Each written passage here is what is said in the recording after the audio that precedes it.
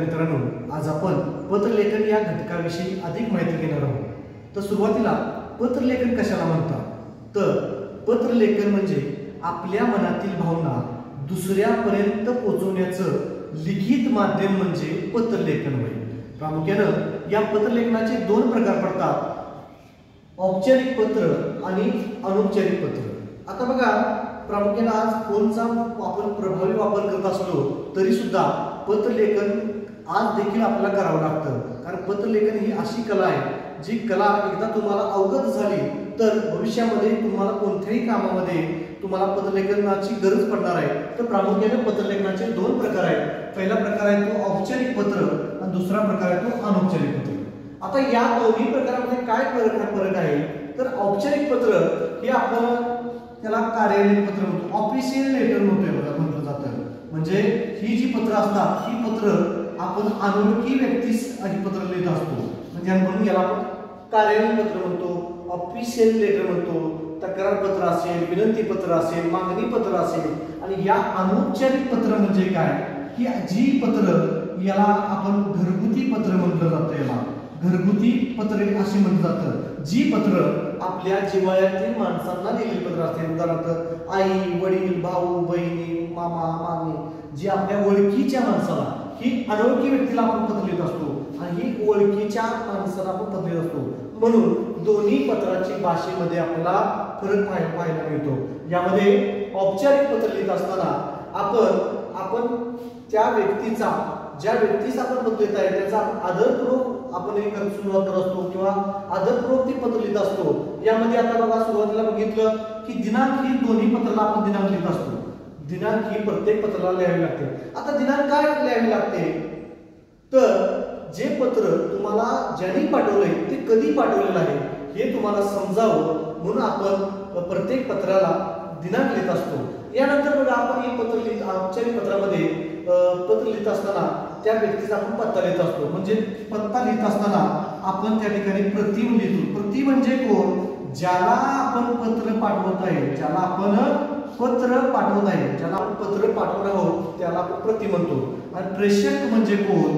जो पत्र लिहिणार आहे, सुरुवातीला दिनांक लिहितो, त्यानंतर प्रति, ज्यांना आपण पत्र पाठवायचं आहे, तर त्यानंतर आपण काय करतो, त्या प्रतिष्ठित व्यक्तीचा हुद्दा म्हणजे पद लिहित असतो। उदाहरणार्थ शाळेला पत्र, शाळेच्या प्राचार्य, शाळेला पत्र लिहित असताना शाळेचा मुख्य असतो प्राचार्य, माननीय प्राचार्य म्हणतो। ग्रामपंचायतीला पत्र पाठवत असेल तर मुख्य सरपंच म्हणतो।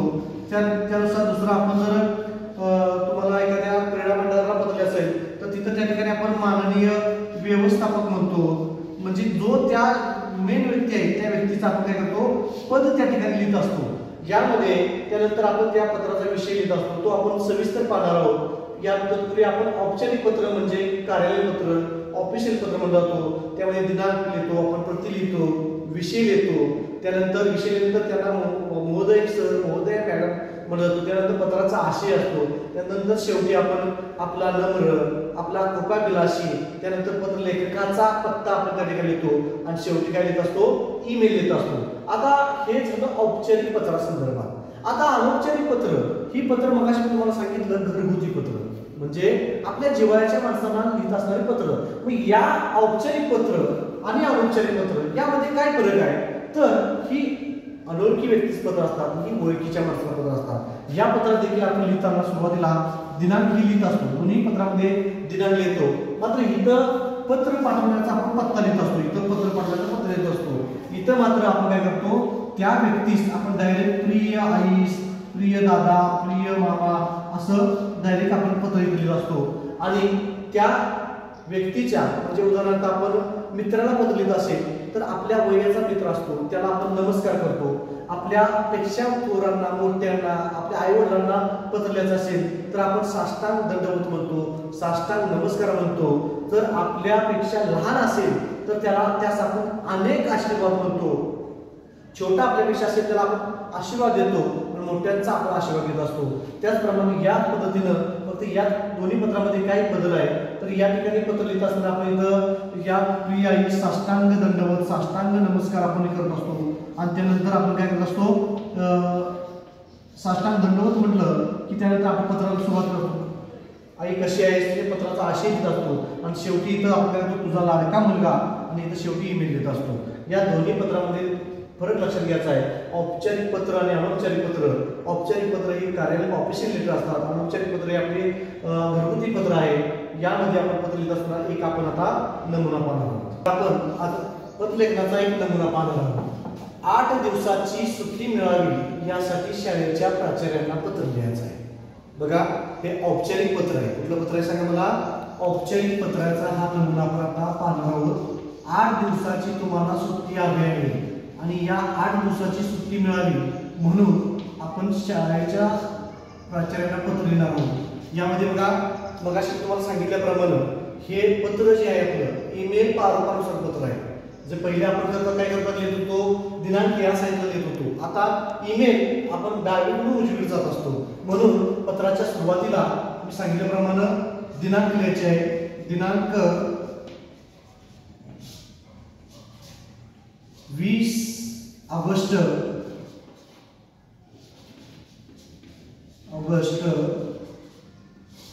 2024. ओके. त्यानंतर एक ओळ सोडायची. त्यानंतर काय करायचं मला एक ओळ सोडायची आहे. त्यानंतर ज्यांना आपण पत्र पाठवणार आहे त्यांचा आपल्याला काय करायचं आहे पत्ता लिहायचा आहे. औपचारिक पत्रामध्ये दिनांक झाल्यानंतर आपण काय लिहितो प्रति लिहितो. प्रति ज्यांना आपण पत्र पाठवणार आहे त्यांचा पत्ता लिहायचा आहे. मग त्याऐवजी आपण त्या पत्त्याच्या ऐवजी आपण त्या व्यक्तीचं पद लिहितो हुद्द लिहितो. कुणाला पत्र पाठवायचं आहे तर शाळेच्या आपल्याला आहे प्राचार्यांना पत्र पाठवायचं आहे. प्रति माननीय प्राचार्य ज्ञानदीप विद्यालय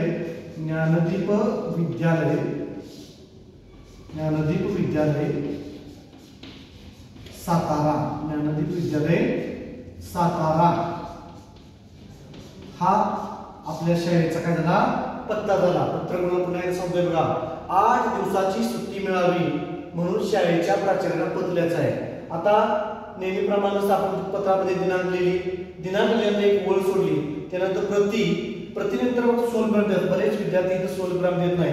वाक्य पूर्ण होत नाही तर सोलग्राम द्यायचा आणि इथं वाक्य पूर्ण झालेलं आहे तिथं पूर्णविराम द्यायचा. ओके.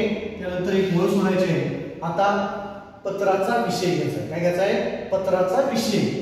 ज्यांना कोणता विषय आहे पत्राचा इथं प्रश्नामध्ये असते 8 दिवसाची सुट्टी मिळावी यासाठी पत्र आहे. म्हणजे पत्राचा विषय लिहित असताना 8 दिवसाची सुट्टी मिळावी. 8 दिवसाची सुट्टी मिळण्याबाबत 8 दिवसाची सुट्टी मिळण्याबाबत हा पत्राचा काय झाला तुमच्या विषय झाला. 8 दिवसाची सुट्टी मिळण्याबाबत वाक्य पूर्ण झाले. 8 दिवसाची सुट्टी मिळाली तर सुद्धा एक वाक्य काय करायचं आहे ओळ सोडायचे आहे. नंतर आदरपूर्वक आपण काय करायचं आहे महोदय सर. आता इथं तुमचा पत्राचा काय होणार आहे सांगा मला असे महोदय सर. इथं मग तुम्ही लिहायचं आहे सुरुवातीला तुमची ओळख करायची आहे. मी ज्ञानदीप विद्यालय या विद्यालयात शिक्षक विद्यार्थी असून मी आपणास पत्र लिहित आहे. मग इथं पत्राचा तुमचा काय कसं काय 2 परिचयामध्ये येणार पत्राचा आशय. पण मला काल डॉक्टरने गेलो होतो आणि डॉक्टरने मला 8 दिवसाची विश्रांती घेण्यास सांगितलेलं आहे. हा विषय तुम्ही इथं आशय पत्राचा या ठिकाणी लिहायचा आहे. त्यानंतर या ठिकाणी पत्राचा आशयानंतर या दुसऱ्या परिचयामध्ये आता परिचय करताना लक्ष घ्यायचं आहे. इथं तुमचा ओळख झाली तुमची ओळख झाली. तुम्ही कोणत्या वर्गात शिकत आहे इतर वर्गात शिकत आहे कशापासून का तुम्ही राहताय हे दिल्यानंतर या ठिकाणी तुम्ही एक परिचय परिचय. आता पूर्वी आपण पॅरेग्राफ परिचय करताना इथून लिहायचं होतं पण ईमेल प्रारूपानुसार पत्र इथून आपण सुरुवात करत असतो म्हणून परिचय लिहिण्यापूर्वी ते ओळख सोडायचे. त्यानंतर खाली दुसऱ्या परिचयामध्ये आपण लिहायचं आहे की या 8 दिवस सुट्टी तुम्हाला द्यावी असं विषय सांगितलेला आहे. मी या 8 दिवसामध्ये राहिलेला मी अभ्यास करेन माझ्या मित्राच्या साह्यानं वर्ग शिक्षक विशेष शिक्षकाच्या साह्याने पूर्ण करेन आणि मला वर्ग सुट्टी मिळावी ही आपण काय करतो विनंती करतो. यानंतर इतर एक आपलं परिचय झाल्यानंतर आपण काय करतो आपला कृपाविलासी आपला विद्यार्थी आणि इथं तुमचं काय करायचं आहे त्या विद्यार्थ्याचा पत्ता टाकायचा आहे. पत्ता टाकायचा आहे. पत्ता टाकल्यानंतर एक ओळ सोडून तुम्ही इथं ईमेल लिहायचा आहे. ईमेल लिहित असताना abc@ gmail.com असा काय करायचं तुम्हाला ईमेल करायचा आहे। थोडक्यात काय सांगतो की हे औपचारिक पत्र आहे। औपचारिक पत्राला दिनांक ही तुम्हाला लिहायची आहे। दिनांक लिहिली की त्यानंतर कुणाला पत्र पाठवायचं आहे, प्रति त्यांचा इतर या ठिकाणी आपण पहिल्यांदा मुद्दा लिहायचा आहे, पद लिहायचा आहे, त्यांचा पत्ता लिहायचा आहे, इतर ज्यांना पत्र आपण पाठवणार आहे त्यांचा पत्ता लिहायचा आहे। त्यानंतर न चुकता या ठिकाणी पत्राचा विषय लिहायचा आहे। इथं आदरपूर्वक त्यांना आपण एक महोदय सर, मॅडम, महोदय, मॅडम लिहायचा आहे। इतर तुमची ओळख सुरुवातीच्या पॅरेग्राफमध्ये पत्राचा आशय या ठिकाणी तुम्हाला लिहायचा आहे। नंतर शेवटी इथं तुमचं आपला कृपाभिलाषी, आपला नम्र, आपला विद्यार्थी या ठिकाणी तुम्हाला लिहायचा आहे आणि या ठिकाणी तुमचं पत्र काय होणार आहे, समाप्त होणार आहे। अगदी स्टेप बाय स्टेप तुम्ही लिहिलं तर तुम्हाला या घटकामध्ये पैकीच्या पैकी मार्क मिळवण्याचा हा पत्रलेखन हा सगळ्यात सोपा आणि कमी वेळामध्ये तुम्हाला पैकीच्या पैकी मार्क या ठिकाणी मिळवू शकता। आता आपण अनौपचारिक पत्राचा एक नमुना पाहणार आहोत। जसं आपण पाहिलं औपचारिक पत्र हे पत्र पाहिलं, आता आपण अनौपचारिक पत्र या पत्राचा एक नमुना पाहणार आहोत। आता बघा, मित्राला वाढदिवसाच्या शुभेच्छा देणारं पत्र लिहायचं आहे। हा घरगुती पत्र आहे, अनौपचारिक पत्र घरगुती पत्र आहे, जिवाच्या माणसाला पत्र आहे, हे ओळखीच्या माणसाला पत्र आहे। हे पत्र लिहित असताना सुद्धा सुरुवातीला आपण काय करायचं आहे, दिनांक लिहायचे, दिनांक लिहायचे। मित्राला वाढदिवसाच्या शुभेच्छा देणारे पत्र आहे, दिनांक 20 ऑगस्ट 2024। यानंतर एक ओळ सोडायची आहे, इथे एक ओळ सोडायची आहे तुम्ही। त्यानंतर ज्याला आपण मित्राला पत्र पाठवणार आहे, प्रिय मित्र संस्कार, प्रिय मित्र संस्कार। इथे मात्र पत्र या पत्रामध्ये ओळखीचा व्यक्ती आपल्या या व्यक्तीला पत्र लिहायचा आहे। अनौपचारिक पत्रामध्ये प्रिय मित्र संस्कार आपल्या वयाचा माणूस आहे, आपल्या वयाचा समवयस्क आहे म्हणून संप्रेम नमस्कार म्हणायचं। मी मगाशी तुम्हाला सांगितलं, आपल्यापेक्षा थोरा मोठ्यांना आपण त्याचा आशीर्वाद घेतो, आपल्यापेक्षा छोट्यांना आपण आशीर्वाद देतो, तसं प्रिय मित्र संस्कार मित्र आपला आहे तर मित्राला आपण सप्रेम नमस्कार म्हटलं तरी चालतंय। सप्रेम नमस्कार, मित्र नमस्कार पूर्ण विराम, त्यानंतर एक ओळ सोडायची आहे। या ठिकाणी एक ओळ सोडून खाली लिहायचं आहे। या ठिकाणी दोन, जसं या ठिकाणी पत्राचा दोन आशय होता, इथं विषय येत नाही। अनौपचारिक पत्रामध्ये विषय येत नाही तर आपण या ठिकाणी पत्राला डायरेक्ट सुरुवात करायची आहे। अरे मित्रा, कसा आहेस, खूप दिवस झाले, तुझा फोन नाही की साधे पत्र सुद्धा पडलं नाहीस, का विसरलास मित्राला? अशा पद्धतीचा पत्राचा तुमचा आशय येणार आहे। मला समजलं, कालच मी फेसबुकला तुझी पोस्ट पाहिली, त्यामध्ये तुझा वाढदिवस 22 तारखेला वाढदिवस आहे आणि त्या वाढदिवसाच्या तुला फोनऐवजी पत्ररूपी शुभेच्छा द्यावी अशा माझ्या मनात विचार आला। एक परिचय झाल्यानंतर तिथं तुम्ही दुसरा पॅरेग्राफ करत असताना मी मगाशी सांगितलं की पूर्वी आपण परिचय इथं करत होतो, तर हे परिचय आपण काय करायचं आहे, ईमेल पत्र असल्यामुळे इथं लिहायचा की मित्रा, माझ्या जीवाभावाच्या मित्राला वाढदिवसाच्या खूप खूप खूप हार्दिक शुभेच्छा। मी ईश्वरचरणी प्रार्थना करतो की तुला दीर्घायुष्य मिळो, अशा संदर्भातही इथं तुम्ही मित्राला शुभेच्छा द्यायच्या आहे। त्यानंतर या ठिकाणी तुझा मित्र, इथं पत्राचा शेवट करत असताना तुम्ही एक ओळ सोडून इथं करायचा आहे, तुझा मित्र, लाडका मित्र, तुझा लाडका मित्र म्हणा, तुझा मित्र, आणि इथं तुमचं नाव, पत्र लेखकाचं नाव, इथं ज्याला पत्र पाठवलंय त्याचं नाव, इथं ज्याने पत्र लिहिलं आहे इथं असेल सागर असेल, आणि या ठिकाणी ज्याचा पत्ता, आणि या ठिकाणी एक ओळ सोडून ईमेल मात्र लिहायला विसरत नाही, कारण हे जे पत्र आहे हे ईमेल नुसार पत्र लिहिणं, नवीन पाठवण्याचं पत्र असल्यामुळं या ठिकाणी ईमेल लिहायला विसरायचं नाही। हे तुम्हाला परीक्षा संदर्भात असेल, असे पत्र आले असेल, तुम्ही हे पत्र लिहू शकता। तर विद्यार्थी मित्रांनो, आज आपण पत्रलेखन हा घटकाचा अभ्यास केला। यामध्ये पत्रलेखनाचे दोन प्रामुख्याने प्रकार, औपचारिक पत्र आणि अनौपचारिक पत्राचा आपण अभ्यास केला। या दोन्ही पत्राचा तुम्ही पुन्हा एकदा सराव केल्यानंतर तुम्हाला परीक्षेमध्ये पैकीच्या पैकी गुण मिळतील ही मी अपेक्षा करून